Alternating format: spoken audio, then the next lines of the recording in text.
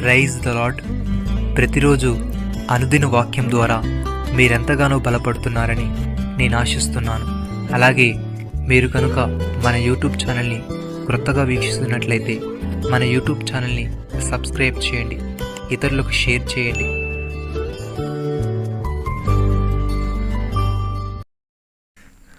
చీకట్లో నడుచు జనులు గొప్ప వెలుగును చూచుచున్నారు.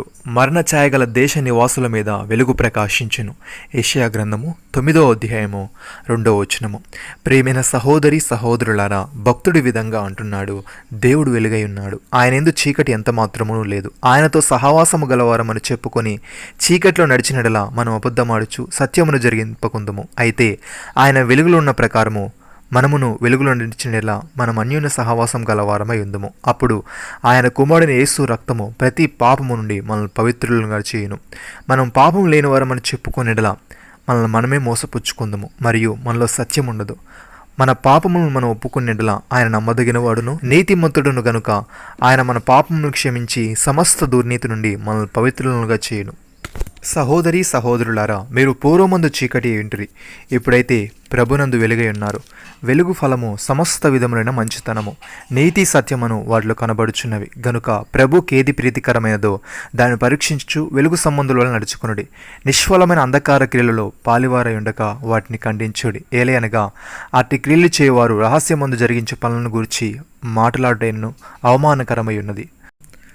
పౌలు భక్తుడి విధంగా అంటున్నాడు, మీరు చీకట్ల నుండి ఆశ్చర్యకరమైన తన వెలుగులోనికి మిమ్మల్ని పిలిచిన వారి గుణాతిశయములను ప్రచురము చేయ నిమిత్తమును ఏర్పరచబడిన వంశమును, రాజులైన యాజక సమూహమును, పరిశుద్ధ జనమును, దేవుని సొత్తైన ప్రజలనై ఉన్నారు. ఒకప్పుడు ప్రజగా ఉండక ఇప్పుడు దేవుని ప్రజ అయితిరి.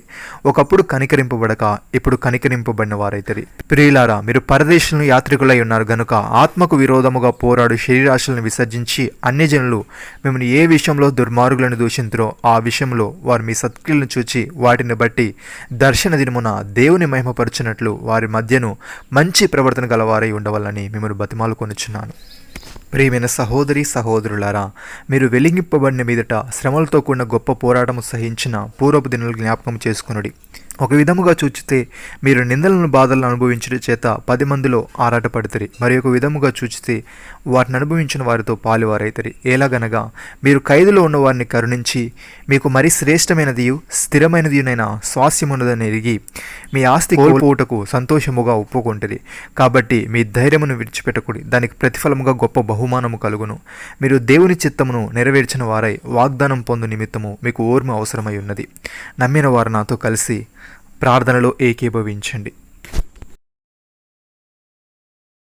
మమ్మల్ని మిక్కిలిగా ప్రేమిస్తున్న మా ప్రియ పరలోకపు తండ్రి, మీరు మాకిచ్చిన ఈ వాగ్దానమును బట్టి మీకు స్తోత్రములు. దేవా, నీవు వెలుగై ఉన్నావు గనుక నీ యందు చీకటి ఎంత మాత్రము లేదు.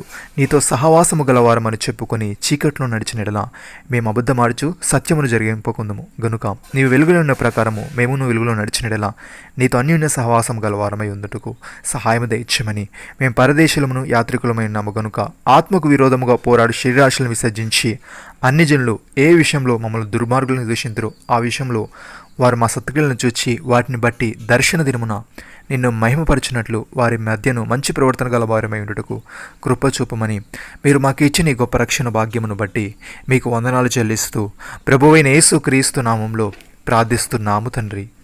ఆమేన్.